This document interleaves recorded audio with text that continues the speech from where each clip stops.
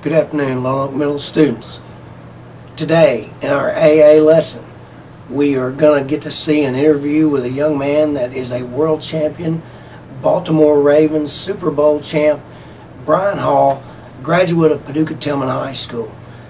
He's going to tell us a little bit about his life, about his family, about where he went to school, where he grew up, how he got where he is today, and I hope that everybody can gain a little bit of something and apply it to their life from his story. We tell you every day you're here to get the tools to conquer tomorrow's world. I think it's obvious Brian did exactly that.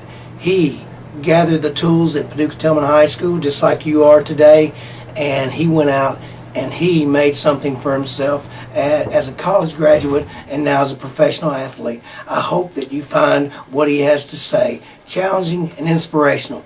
Have a great day. Hi, I'm Triple and here with...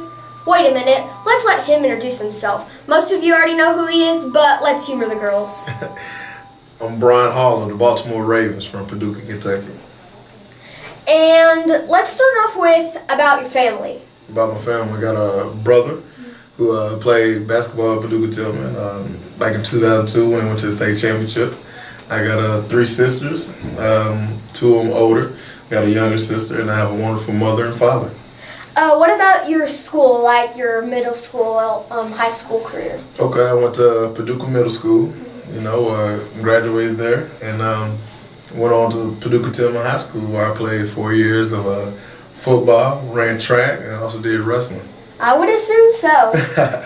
And what about your goals? Did you set any goals while you were in high school? Oh yeah, I think most definitely was to finish school. Mm-hmm. You know, that was number one on the agenda, and give myself an opportunity to go to college. And also, use football. I knew I wanted to use football as a way out, so I used football to get a scholarship to Arkansas State. Mm-hmm. And looking back on your goals, did you achieve them, fail them? How'd you do? I think I did pretty good. I think some goals that I had, I accomplished most definitely. Other goals that I may not have gotten to, I guess weren't that important. I kept moving, and look where I'm at now. Yeah. So what about your career? Like, what do you do now? Well, obviously you play football, but like, what goes into your... Okay, well, I played defensive line for the Baltimore Ravens. This is my 2nd year, and basically, just play defense on one of the greatest defenses in the NFL, of course. And like I said, just my job is to go after the quarterback and disrupt the offenses. So, what kind of goals have you set in your career so far?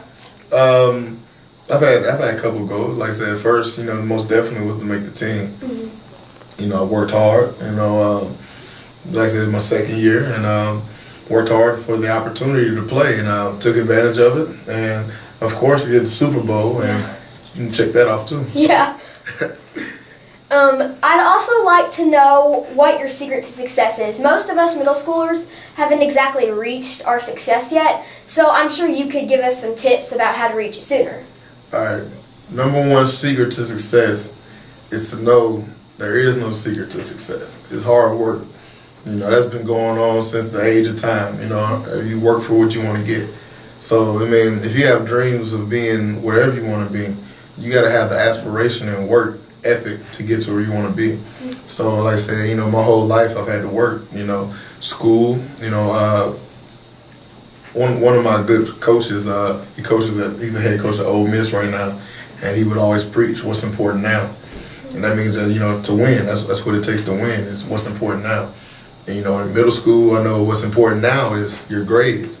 Because if you want to have any chance of going to the NFL, you got to pass middle school. You got to take those baby steps, because that's what's important now, having fun, being respectful for your teachers, all the good stuff that you have to do is required. And if you want any opportunity at anything in life, you're going to have to pass middle school. Yeah. Do you have any tips for those football players out there, maybe what they could do to work harder? I think that hard work is where your expectations come from. For me, I know that as hard as I've worked, I've expected everything that I've gotten so far. So I would tell any football player to keep going and press forward and dream big. Like I said, back in my middle school days years ago, I used to say, do it big in anything you do in life. Like I said, why settle for being a mediocre student? This is what you got to do. How are your grades? My grades are pretty good. All A's. What's pretty good? All A's? Yes. In middle school? Yes, sir. I wasn't nothing like that. I was B's, couple C's, Well, that's couple more okay. C's, Because couple more or something. you made it to the Super Bowl. Oh, yeah. Obviously, you're a big success, and I want to thank you so much for your time. Oh, yeah, no problem, man. Thanks for having me. Thank you. All right.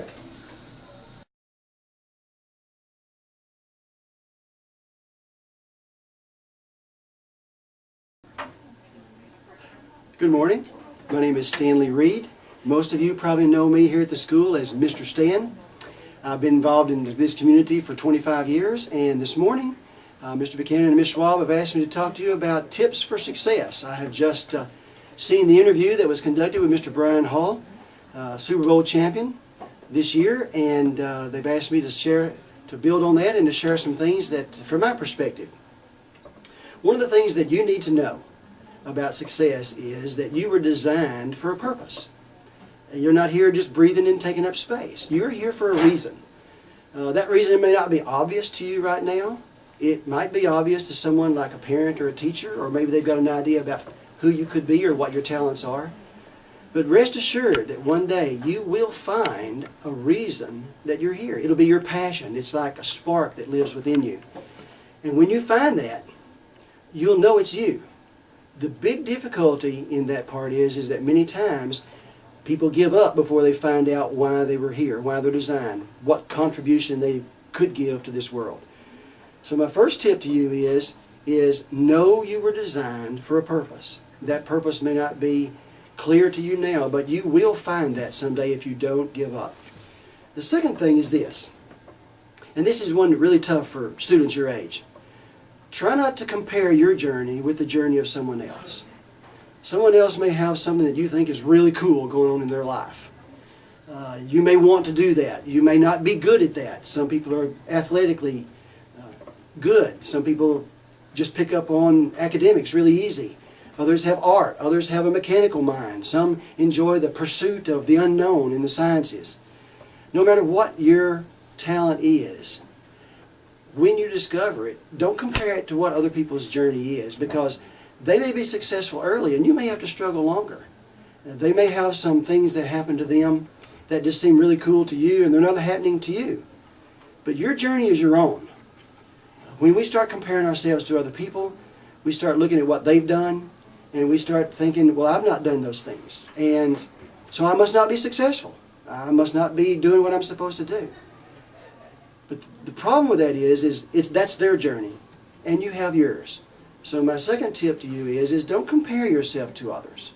You have a standard of your own. As long as you're meeting the standards of the people that are your mentors, like your teachers and your parents, they set standards out for you that are appropriate for you, where you are, your age, where you are in life. So you continue on there. Be faithful to those things. And when others have success, rejoice with them. And then when it's your turn to achieve your goals, then others will rejoice with you. So don't compare your journey to others. And then there's something inside of you I like to call the spark. It's that fire. It's different for different people. It's athletics, for one. The thrill of throwing that ball up, and as the horn sounds, it drops through the hoop, and they win the game. That's their spark. That's what drives them. That's what gets them up in the morning. That's what propels them through the day. But every person's spark is different, and it's inside of you. And you are designed with that passion inside of you. Now, there's a lot of things that can happen to you in this world. Many of them are difficult, hard, not good.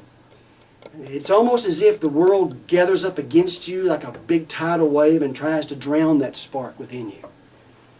I know, I've had that happen to me. I did not know some of the talents that I had until there were teachers and parents and friends in my neighborhood and coaches that told me that I was better, that I could do this, that to keep on trying. That spark can get covered over. You know what it is. You'll find out what it is. But it may not be cool to other people, or you may not think you're very good at it. But it remains. One day, you've just got to uncover that spark. You've got to push aside everything that the world has thrown on top of it, try to drown it out, try to cover it up. You've got to push it aside and do what you know your passion is. Because that passion is what will cause people to be changed. There are a lot of people that are good at stuff, but they're only good at it because it's the only option they had left. It's what they were comfortable with, but it's really not their passion. There are so many stories of people who have spent their entire careers working at a job or doing something that they were good at, but when they retired or when they just got tired of doing that, whatever they were good at, they said to themselves, I've always wanted to, and they fill in the blank. And so they'd strike out into the world, and they discover that their real passion may have laid in feeding the sick, hungry, or helping the sick, or writing a book, or something that they've never dreamed that they would be able to do, but it had always lived inside of them. So keep that spark alive. No matter who tells you you can't do it, you can. I was told I couldn't play the guitar. Well, I did. I was told I would never write a book. Well, I have. I was told a lot of things by a lot of people that I couldn't do until I finally met several someones, who told me the things I could do. And that's when that spark began to burn like a blaze. So that blaze inside of you will warm people and inspire people and challenge people with your story. So nurture the spark that is within you. That's the third thing. The fourth thing is this. Never give up. Just don't give up. Yes, it'll be tough, and there will be people that will discourage you. Along the way, there will also be people that will encourage you. But the key is you. You have to have the determination to follow through. Too many people have gotten close to their life dreams, and because it was tough, or because they were tired, or because others discouraged them and told them, you'll never do that, they gave up. And they do live their lives, the rest of their lives, wishing that they had followed through. I know I've talked to people like that. I have friends who have dreams that they gave up on, and they still talk about, I wonder what would have happened if I had done this. I don't know what would have happened to them. I do know what you can do. Determine now that when you have discovered what your design is and what that spark is within you, determine right now that no matter what, don't give up. It may take you longer than others to achieve your goal. It may take you longer than you think you should to get to where you want to be. But if you never give up, you'll eventually get there. Giving up is not for winners. Winners continue on. I was listening to Mr. Brian Hall talk about his experience in going through middle school and in high school and college. He never gave up. He found people that encouraged him. And he wasn't always perfect, and he's still not. But he didn't give up. And he joined with some other people that were not quitters, and he wound up with his goal. The goal in his field of professional football is to win the Super Bowl, and now he has achieved that. You'll achieve your goal if you don't give up, and you surround yourself with people that encourage you and tell you that you can, and mentor and monitor you. And then I guess the last thing I want to say to you right now is the fifth tip for success, in my mind, is you've got to give back. Success, consumed upon itself, doesn't benefit anyone.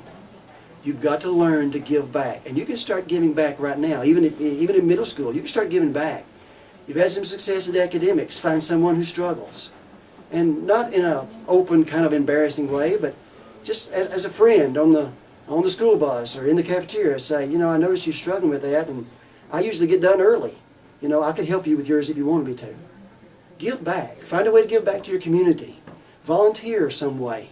In some way to help a child, or help the homeless, or to help the hungry. Go to a hospital. Serve at a soup kitchen. Walk down the street and offer a neighbor to pick up the limbs out of the yard after a storm. Find a way to give back, because in doing so, as you're trying to achieve your goals and you help others achieve theirs, you'll find the greatest success in giving back. Someone who achieves everything, gains everything, gets everything, and they never share it, you'll never read their names in a book,